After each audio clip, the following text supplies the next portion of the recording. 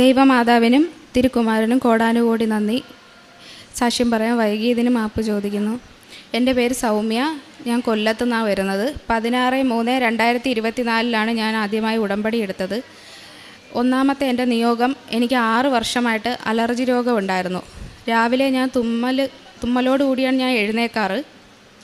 തുമ്മിക്കഴിഞ്ഞാൽ പിന്നെ എനിക്ക് കണ്ടിന്യൂസ് ആയിട്ട് തുമ്മലായിരിക്കും, പിന്നെ പനിയാകും. അങ്ങനെ 3-4 ദിവസം അടുപ്പിച്ച് എനിക്ക് അങ്ങനെ വരാറുണ്ട്. അങ്ങനെ എല്ലാ ദിവസങ്ങളിലും എനിക്ക് കണ്ടിന്യൂസ് ആയിട്ട് പനിയായിരുന്നു. ഞാൻ ഒരുപാട് മരുന്നുകൾ ഉപയോഗിച്ചു, ഹോമിയോ ഉപയോഗിച്ചു.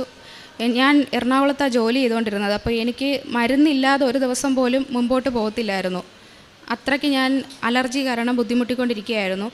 ഞാനിവിടെ വന്ന് ഉടമ്പടി എടുത്തിട്ട് പോയപ്പോഴും ഞാൻ ആലോചിച്ചു രാവിലെ ഞാൻ എങ്ങനെ എഴുന്നേറ്റ് പ്രാർത്ഥിക്കാമെന്ന്. പക്ഷേ ഞാൻ പോലും അറിയാതെ എൻ്റെ അലർജി രോഗം പൂർണ്ണമായി സുഖപ്പെട്ടു. ഞാൻ വിശുദ്ധ തൈലവും ഉപ്പും തേനും ഉപയോഗിക്കുമായിരുന്നു. അതിൻ്റെ ഫലമായിട്ട് മാതാവ് അനുഗ്രഹിച്ച് ആ രോഗം എനിക്ക് പൂർണ്ണമായി സുഖപ്പെട്ടു.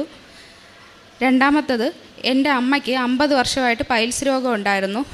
പൈൽസിൻ്റെ വേദന വന്നു കഴിഞ്ഞാൽ അമ്മയ്ക്ക് വിറയിലാവുമായിരുന്നു, അതിനുശേഷം ബ്ലീഡിങ് ആവുമായിരുന്നു. അപ്പോൾ അത് ഞാൻ നിയോഗത്തിൽ വെച്ചിരുന്ന കാര്യമാണ്. അത് പൂർണ്ണമായിട്ട് സുഖപ്പെട്ടു. ഇപ്പോൾ അമ്മയ്ക്ക് എല്ലാ ആഹാരങ്ങളും കഴിക്കാം. ഞാൻ വചനം എഴുതി പ്രാർത്ഥിക്കുമായിരുന്നു. ഏശയ്യ 45:2-3 ഞാൻ നിനക്ക് മുൻപേ പോയി മലകൾ നിരപ്പാക്കുകയും പിച്ചളവാതിലുകൾ തകർക്കുകയും ഇരുമ്പോടാമ്പലുകൾ ഒടിക്കുകയും ചെയ്യും. നിന്നെ പേര് ചൊല്ലി വിളിക്കുന്ന ഇസ്രായേലിൻ്റെ കർത്താവായ ദൈവം ഞാനാണെന്ന് നീ അറിയേണ്ടതിന് അന്ധകാരത്തിലെ നിധികളും രഹസ്യധന ശേഖരവും ഞാൻ നിനക്ക് തരുമെന്ന വചനം എഴുതി പ്രാർത്ഥിക്കുമായിരുന്നു. വേറെ ഒരുപാട് വചനങ്ങൾ എഴുതി ഞാൻ കണ്ടിന്യൂസ് വചനം വെച്ച് പ്രാർത്ഥിക്കുമായിരുന്നു. അച്ഛൻ്റെ ഉടമ്പടി ധ്യാനം കൂടുമ്പോൾ അച്ഛൻ അതിൽ പറയുന്ന വചനങ്ങൾ എഴുതി വെച്ചിട്ട് ഉടമ്പടി ധ്യാനത്തിൽ വൈകുന്നേരം അത് പ്രാർത്ഥിക്കുമായിരുന്നു. പിന്നെ എനിക്ക് ലൈസൻസ് എടുക്കാൻ ഡ്രൈവിങ്ങിൻ്റെ ടെസ്റ്റിന് ആദ്യം ഡേറ്റ് കിട്ടിയ സമയത്ത് എൻ്റെ അച്ഛൻ മരിച്ചതുകൊണ്ട് എനിക്ക് ആ ഡേറ്റിന് പോകാൻ കഴിഞ്ഞില്ല. അപ്പോൾ രണ്ടാമത് പിന്നെ അവരെനിക്ക് വേറൊരു ഡേറ്റ് തന്നു. അങ്ങനെ ആ ഡേറ്റിന് ഞാൻ പോയെങ്കിലും എനിക്കൊരു കോൺഫിഡൻസും ഇല്ലായിരുന്നു. പക്ഷേ മാതാവിൻ്റെ കാശിരൂപം കൊണ്ട് ഞാൻ പോയിരുന്നു. പിന്നെ ഞാൻ തൈലം കൊണ്ട് കുരിശ് വരച്ചിട്ടായിരുന്നു പോയിരുന്നത്.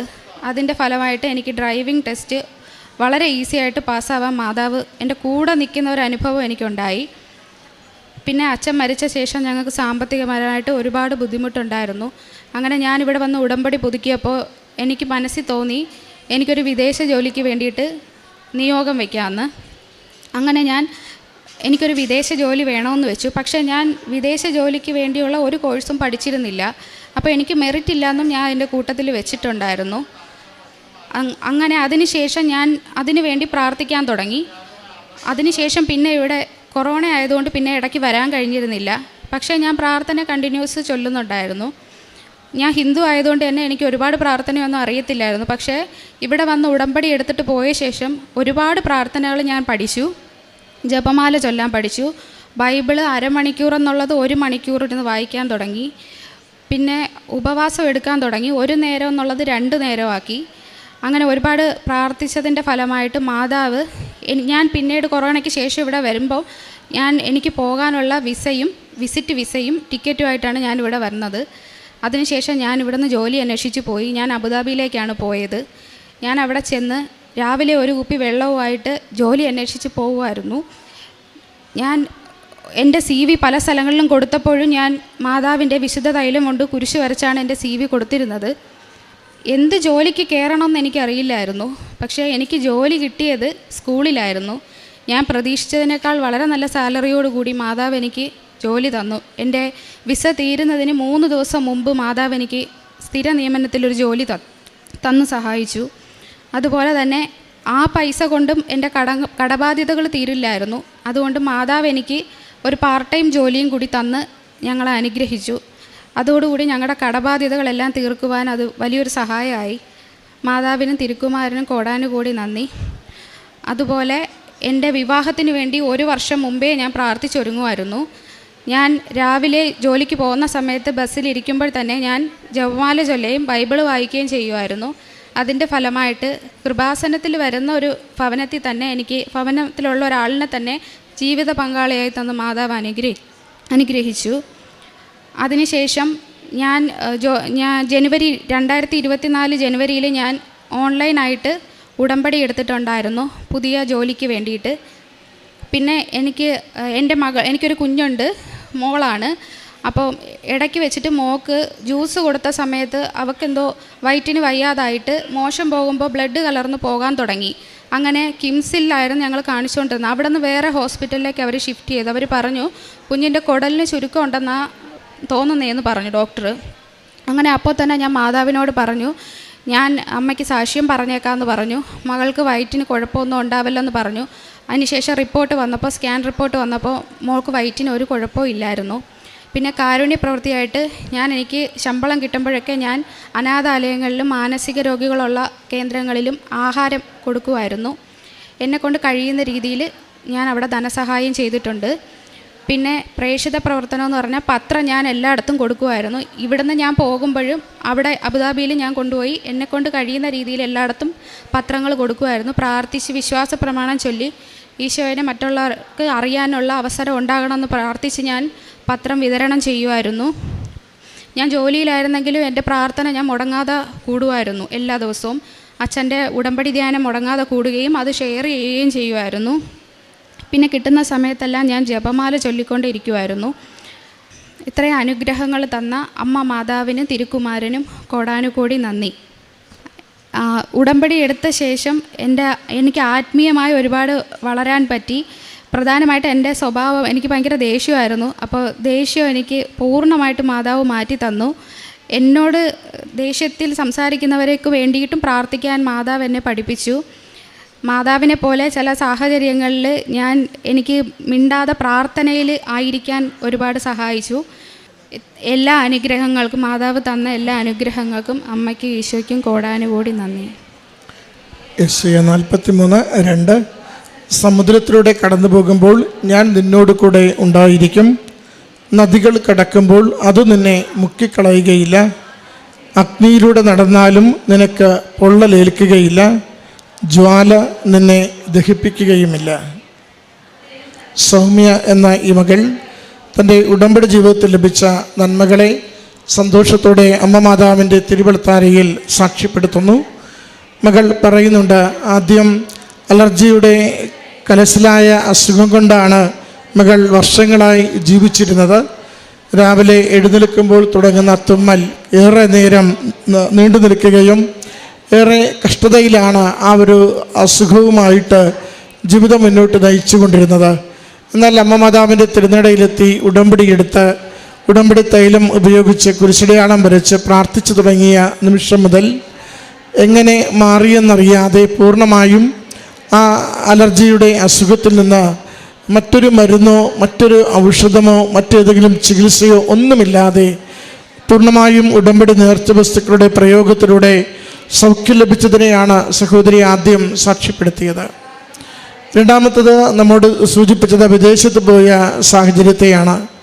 വിദേശത്ത് പോകുവാൻ വേണ്ടി ഏറെ ആഗ്രഹിച്ചു, പ്രാർത്ഥിച്ചു. അമ്മ മാതാവ് അതിന് വഴിയൊരുക്കി കൊടുത്തു. എന്നാൽ അവിടെ ചെന്നിട്ട് ഒരു ജോലി കണ്ടെത്തുവാൻ വേണ്ടിയുള്ള അന്വേഷണം നടത്തിയത് മകൾ പറഞ്ഞു. നന്നായി അലഞ്ഞിരുന്നു, എന്ത് ജോലി ലഭിക്കുമെന്ന് അറിയില്ലായിരുന്നു. എങ്കിലും വിസ തീരുന്നതിന് തൊട്ട് മുമ്പായിട്ട് അവിടെ ഒരു സ്കൂളിൽ ജോലി കണ്ടെത്തുവാനും ഒരു പാർട്ട് ടൈം ജോലി മറ്റൊരിടത്ത് കണ്ടെത്തുവാനും അങ്ങനെ തൻ്റെ കുടുംബത്തിൻ്റെ സാമ്പത്തിക ഭദ്രത ഉറപ്പിക്കും വിധം ജീവിതത്തെ മുന്നോട്ട് നയിക്കുവാൻ, കടബാധ്യതകളിൽ നിന്ന് കുടുംബത്തെ പൂർണ്ണമായി കരകയറ്റുവാൻ മകൾക്ക് സാധിച്ചതിനെയാണ് സന്തോഷത്തോടെ സാക്ഷ്യപ്പെടുത്തിയത്.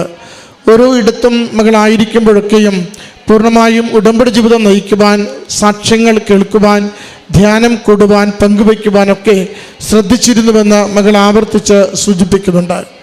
മൂന്നാമത് വിവാഹത്തെക്കുറിച്ചാണ് മകൾ സൂചിപ്പിച്ചത്. 1 വർഷം മുമ്പേ വിവാഹത്തിന് വേണ്ടി മകൾ പ്രാർത്ഥിച്ചൊരുങ്ങിയിരുന്നു. അത് വളരെ പ്രധാനപ്പെട്ട ഒരു കാര്യമാണ്. ബാഹ്യമായ ആഘോഷങ്ങളും ബാഹ്യമായ പൊരുത്തങ്ങളും സാമ്പത്തികമായ ഭദ്രതയും അതിനേക്കാൾ ഉപരി എൻ്റെ ആത്മാവ്, എൻ്റെ ശരീരം അത് വിവാഹത്തിന് വേണ്ടി വിശുദ്ധിയോടെ ഒരുക്കുവാനുള്ള ഉത്തരവാദിത്തം ഓരോരുത്തർക്കുമുണ്ട്. മകൾ അതാണ് വാക്കുകളിലൂടെ സൂചിപ്പിച്ചതും. 1 വർഷത്തിന് മുമ്പേ വിവാഹത്തിന് വേണ്ടി ഞാൻ പ്രാർത്ഥിച്ചൊരുങ്ങിയിരുന്നു. ഒരു ഹൈന്ദവ മകളായ അവൾ കൃപാസനമറിയുന്ന ഉടമ്പടി എടുത്തിട്ടുള്ള മറ്റൊരു കുടുംബത്തിലേക്ക് വിവാഹം ചെന്ന് പ്രവേശിക്കുന്നതിന് വേണ്ടി മകൾക്ക് ദൈവം അനുവദിച്ച് സഹായിച്ചു. അതുകൊണ്ട് മകളുടെ ഉടമ്പടി ജീവിതം, പ്രാർത്ഥനാ ജീവിതം യാതൊരു തടസ്സവുമില്ലാതെ നന്നായി മുന്നോട്ട് പോകുന്നതിന് ഇന്നും സാധിക്കുന്നുവെന്ന് സാക്ഷ്യപ്പെടുത്തുകയാണ്. നമ്മൾ അമ്മ മാതാവിനോട്, ഈശോയോട് വിശ്വസ്തതയിലാണ് ജീവിക്കുന്നതെങ്കിൽ നമുക്ക് എന്നും നന്നായി മുന്നോട്ട് പോകേണ്ട സാഹചര്യങ്ങളെ ഒരുക്കി തരുവാൻ, ക്രമീകരിച്ചു തരുവാൻ എപ്പോഴും അമ്മ മാതാവ് കൂടെ ഉണ്ടാവും. അതിൻ്റെ അടയാളമായിട്ടാണ് ആ വിവാഹത്തെയും അതിന് കൃപാസനം അറിയുന്ന കുടുംബത്തെ കണ്ടെത്തി ലഭിച്ചുവെന്നും സന്തോഷത്തോടെ മകള് സൂചിപ്പിക്കുന്നത്. മറ്റൊന്ന്, മികച്ചൊരു തൊഴിലിനു വേണ്ടി മകൾ ആഗ്രഹിച്ച് പ്രാർത്ഥിച്ചിരുന്നു. അതും അമ്മ മാതാവ് അനുവദിച്ചു നൽകുകയും കൂടുതൽ ജീവിതം സുരക്ഷിതമാക്കുകയും ചെയ്തതിനെ സൂചിപ്പിക്കുന്നുണ്ട്. മകൾ പറയുന്നുണ്ട്, എൻ്റെ പ്രേക്ഷിത പ്രവർത്തനത്തിലും എൻ്റെ കാരുണ്യ പ്രവൃത്തികളിലും ദൈവഹിതം മുൻനിർത്തി ഞാൻ എന്നും ജീവിച്ചിരുന്നു. ദൈവനാമം മഹത്വപ്പെടുത്തുന്നതിന് വേണ്ടി ഞാൻ എപ്പോഴും പ്രവർത്തിച്ചിരുന്നു. അതുകൊണ്ട് അമ്മയുടെ അരികിൽ എന്നും സന്തോഷത്തോടെ നിൽക്കുവാൻ, ഉടമ്പടി എന്നും കൃത്യതയോടുകൂടി, സമയം തെറ്റാതെയും കൃത്യതയോടുകൂടിയും പാലിക്കുവാൻ എനിക്കെപ്പോഴും സന്തോഷമായിരുന്നു. എന്നെ അതിന് അമ്മ മാതാവ് സഹായിച്ചിരുന്നുവെന്ന്. പ്രിയമുള്ളവരെ, ഉടമ്പടി നമുക്ക് ഏറ്റവും ലളിതമായി, ഏറ്റവും ജീവിതത്തോട് ചേർത്ത് പിടിച്ച് മുന്നോട്ട് കൊണ്ടുപോകാവുന്ന പ്രാർത്ഥനാ പ്രവർത്തന പദ്ധതിയാണ്. ഭൗതികമായ നന്മകൾക്കപ്പുറം അതൊരു ആത്മീയമായ ബലപ്പെടുത്തൽ നമുക്ക് കൈമാറുന്നുണ്ട്. നമ്മുടെ സ്വഭാവത്തെ കുറെ കൂടി മറ്റുള്ളവർക്ക് നന്മ ചെയ്യുന്ന വിധത്തിൽ രൂപപ്പെടുത്തുന്നുണ്ട്. ദൈവനാമത്തെ മഹത്വപ്പെടുത്തി ജീവിക്കുവാൻ നമ്മളെ തന്നെ ഒരു പദം വരുത്തി നമ്മളെ മുന്നോട്ട് നയിക്കുന്നുണ്ട്. കാരണം ഉടമ്പടിയിലൂടെ ദൈവേഷ്ടത്തിനാണ് നമ്മളെപ്പോഴും പ്രാധാന്യം കൊടുക്കുക. നമ്മുടെ ഭൗതിക കാര്യങ്ങൾക്കപ്പുറം ദൈവഹിതം എന്നിലൂടെ നിറവേറണമേ, ദൈവം ആഗ്രഹിക്കുന്ന നന്മകൾ എൻ്റെ ജീവിതത്തിൽ ലഭിക്കണമേ എന്ന പ്രാർത്ഥനയാണ് ഉടമ്പടിയിൽ നമ്മളെപ്പോഴും കാത്തു സൂക്ഷിക്കുക. അതെപ്പോഴും ഏറ്റവും നമ്മൾ പോലും പ്രതീക്ഷിക്കാത്ത ഉപരി നന്മകളിലേക്ക്, നമ്മൾ പോലും പ്രതീക്ഷിക്കാത്ത കൂടുതൽ സുരക്ഷിതമായ ജീവിത വഴികളിലേക്ക് നമ്മളെ കൈപിടിച്ച് നടത്തുന്നത് നമുക്കെപ്പോഴും അനുഭവിക്കുവാനാവും. അതിൻ്റെ സാക്ഷ്യങ്ങളാണ് ഈ സഹോദരി ഈ അൾത്താരയിൽ നന്ദിപൂർവ്വം പങ്കുവയ്ക്കുക. ഈ മകൾക്ക് ലഭിച്ച എല്ലാ നന്മകൾക്കും അമ്മ മാതാവിനും തിരുക്കുമാരനും നന്ദി പറഞ്ഞുകൊണ്ട് കരങ്ങളടിച്ച് ഈ സാക്ഷ്യം നമുക്ക് സമർപ്പിക്കാം. അത്യപൂർവ ദൈവാനുഭവങ്ങൾ ഇനി നിങ്ങൾക്കും സ്വന്തം. ഈ യൂട്യൂബ് ചാനൽ ഇതുവരെ സബ്സ്ക്രൈബ് ചെയ്തിട്ടില്ലെങ്കിൽ ഇപ്പോൾ തന്നെ സബ്സ്ക്രൈബ് ചെയ്യുക. ഈ വീഡിയോ ഇപ്പോൾ തന്നെ നിങ്ങളുടെ സുഹൃത്തുക്കൾക്ക് ഷെയർ ചെയ്തുകൊണ്ട് കർത്താവിൻ്റെ പ്രേക്ഷിതരാകുക.